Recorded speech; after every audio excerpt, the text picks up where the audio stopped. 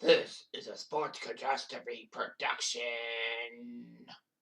Hey there, hello there. It's Jeff Jan31 welcoming you to another Sports Catastrophe on this day. And on this day, the final day of January, we take a look at Super Bowl 27.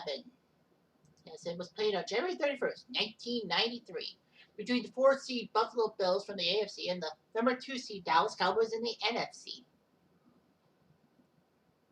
And this was amazing. A lot of people remember the Super Bowl for that basically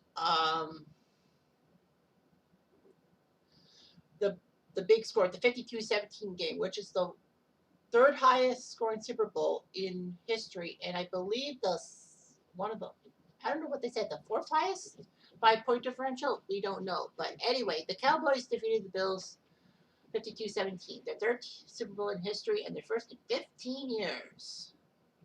The Bills became the first team to lose 3 consecutive Super Bowls, but only the second team to play in 3 straight Super Bowls, which was Miami back in Super Bowl 6, 7, and 8. They won 7 and 8, but they lost number 6. This was at the Rose Bowl in Pasadena. So, the Bills went to the third Super Bowl. They were 11 and 5, but they lost tiebreakers, so they ended up in a wild card spot. The Cowboys were 13 and 3, making their 6th Super Bowl appearance, and their franchises didn't face each other since 1984 at that point, so that was amazing. But the Cowboys scored 35 points off 9 Buffalo turnovers, which is a Super Bowl record. Frank Reich, who replaced Jim Kelly, who re-injured himself in the second quarter, threw a 40-yard touchdown on the final play of the third quarter to make it 31-17. Dallas then scored 3 more touchdowns in the fourth quarter and crushed Buffalo in the fine powder. Troy Aikman was named Super Bowl MVP for his passing of 4 touchdowns. And the NFL, this was the year the NFL decided to try to prevent counter-programming in response to the 1992 debacle that their halftime shows kind of sucked, and Fox did an In Living Color episode, and basically that got ratings. So the NFL decided to try to up their game for their halftime shows. Michael Jackson was made to perform, and he did fantastic. It started the trend of signing top acts to appear during the Super Bowl to attract viewers and interest. So, unfortunately, the Rose Bowl was hosting the Super Bowl only because of one thing: Arizona not allowing Martin Luther King to be a paid holiday. Unfortunately, though, it cost dearly. Ted LeBouf, who was the commissioner, decided to do something about it and basically took down Arizona's bid for the 1993 Super Bowl because of this. He made a stand, and then other people made a stand against Arizona. Arizona went back to the polls and passed it with 60%. So Pasadena won the vote in 91 to get it.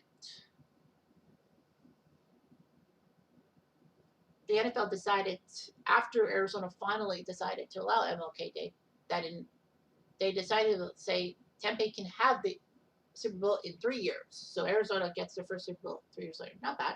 So anyway, the Bills were decent and all that. Everyone remembers their big wildcard win over the Houston Oilers when they were down 35-30. It's like, what the heck is going on? So anyway, Buffalo lost their last game of the year to Houston, but that cost them dearly. They lost the AFC East out to Miami, making them a wildcard player. So basically, Buffalo would have to win all their games on the road. They couldn't have one home game unless one of the 2 terrible wildcards, the 5 and 6 seeds, kept going. So anyway, the Bills rematched against Houston, but Jim Kelly got hurt in that final game, and then Frank Reich had to lead the team back from that 35-3 deficit. That basically was the start of the end for the Houston Oilers as a franchise before they moved to Tennessee. So basically, it was amazing. Dallas was just a great team. From 66 to 85, 18 out of 20 playoff appearances, 5 Super Bowls, 2 wins. Unfortunately, Dallas started sliding. Obviously, Tom Landry was replaced because he couldn't have it anymore, and Jimmy Johnson became head coach, fresh off a national championship with the Miami Hurricanes. So the Cowboys didn't do that well in 1988. However, they got the number 1 pick in the 89 draft, and they went with Troy Aikman, and that was a good move. And then they traded their only superstar, Herschel Walker to Minnesota for 5 players and 8 draft choices, which they basically used to stockpile their draft choices and all that. Although Dallas had the worst record and the chance to be number one, they had traded away that first round pick because they went with a backup quarterback in the supplemental draft, Steve Walsh. But the 17th pick, they got Emmitt Smith, and with him, Aikman, and Michael Irvin, known as the triplets, Dallas was set to make something going. Dallas went on a steady upswing and all that. The 92 season, they were 13-3, which was pretty good. In the playoffs, the Cowboys were the 2 seed, so they went to the divisional round, so the wild card. They beat the Eagles 34-10, knocking Randall Cunningham silly, and then took down the San Francisco 49ers 30-20 in the NFC title game. It was basically revenge for what happened 11 years earlier with the catch, sinking Dallas's chances at the Super Bowl. The Niners were 14-2 and the 1 seed. That's why Dallas was number 2, but they weren't hosting the NFC title game. So big win for the Cowboys over San Francisco in San Francisco. Of course, as I said, the Bills came back from 35-3 down against the Oilers to win in overtime, and that was huge. Buffalo went to Pittsburgh and beat the Steelers, who had the best team in the AFC in the regular season. No Jim Kelly, no Furman Thomas, but still, Frank Reich and Kenneth Davis did pretty well, even relief. And then the Bills took care of Miami in Miami and beat Dan Marino 29-10. Amazing and all that. So anyway, it actually marked the first time since the merger that the 2 Super Bowl teams won their conference championship on the road and all that. Since the merger. It happened in Super Bowl I because Kansas City won in Buffalo and Green Bay won in Dallas to get to the Super Bowls. This would not happen until 97 with Green Bay and Denver winning on the road, and 2012 San Fran and Baltimore winning on the road, and 2018 with the Rams and Pats winning on the road in the conference championship.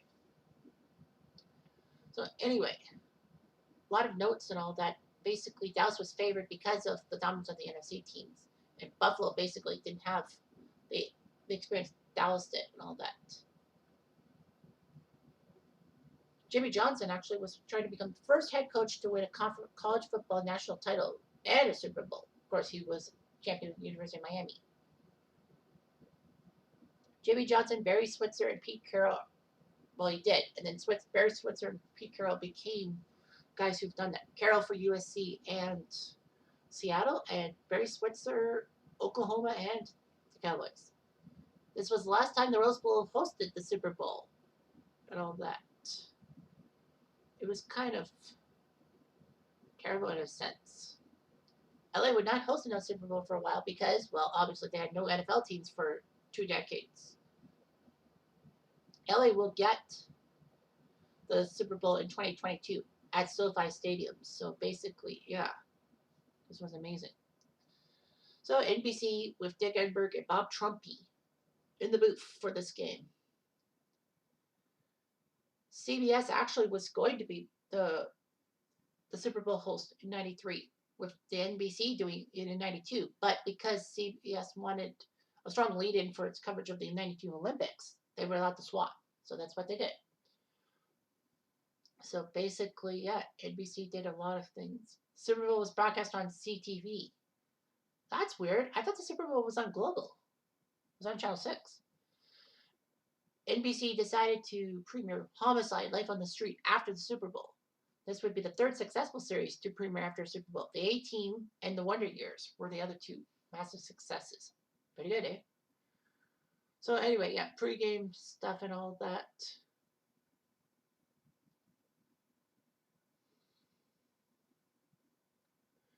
Rumors were circulating that Garth Brooks wasn't going to sing the national anthem. He had some kind of dispute with NBC. And Bon Jovi almost was made to sing the national anthem, but Garth Brooks did get coaxed and all that. The halftime show happened, and obviously the NFL wanted to destroy the counter programming that Fox did with In Living Color and all that. They decided to hide in the halftime show. So they found Michael Jackson After negotiations, they finally allowed him to do it. NFL decided to donate money to Heal the World Foundation, a charity founded by Jackson and all that. And he did fantastic for himself. It actually was huge. 133.4 million people watched that halftime show. So, anyway, I won't bore you with much Super Bowl 27 because obviously, it was a blowout. Buffalo actually had the lead. From Thomas touchdown run, make 7-0. Jay Novacek got a touchdown catch from Aikman. Dallas got a fumble recovery for a few years by Jimmy Jones. Buffalo got a field goal, then Michael Irvin, touchdown from Aikman to Irvin, and it was 28-10 at the half for Dallas. Lynn Elliott would kick a field goal. Beebe would catch a touchdown from Frank Reich. But that would be the last points Buffalo would score. At 31-17, that was the closest they got because Dallas put up 3 touchdowns in the fourth quarter. Alvin Harper's touchdown reception from Aikman, Emmitt Smith with a touchdown run, and a fumble recovery by Ken Norton Jr. for a touchdown. And let us not forget what could have been. And with Leon Lett, it was still 52-17. Frank Reich was still in the game. Obviously, you didn't have anyone else. So basically, he fumbled. Leon Lett catches the ball, and he's running towards the end zone. And everyone's like, what the heck? Is he actually going to score a touchdown and get 59 points, which would break the Super Bowl record for most points in a game by one team? Nope. He coughed it up. He showboated, and Don Beebe hustled back and knocked the ball out of Lett's head before he could cross the goal line. It went out of the end zone for a touchback. Buffalo retains possession. But, Leon Lett's mistake would be forgivable because, after all, they did win the game by 35 points. But unfortunately for Leon Lett, he would make a much bigger blooper on Thanksgiving Day in Dallas against the Miami Dolphins when they blocked a field goal by Stojanovic. And all they had to do was just let the ball go because then time would have run out. But unfortunately, Leon Lett, to get the ball, skidded on the Dallas ice, and because there was an ice storm, he kicked the ball towards the end zone, and Miami recovered it at the 1-yard line. 18-yard field goal later, poof, Miami won that game. However, that was a jinx because the Dolphins would not win another game in that season. Dolphins went 9-2 after that, but they've lost their last 5 to get out of the playoffs. Feel bad for Don Shula, but yeah. And Dallas won another Super Bowl, so Lett can be forgiven for that mistake. So anyway, that's all I've got for Super Bowl 27. And talk about this topic, I'm Jeff Diamond.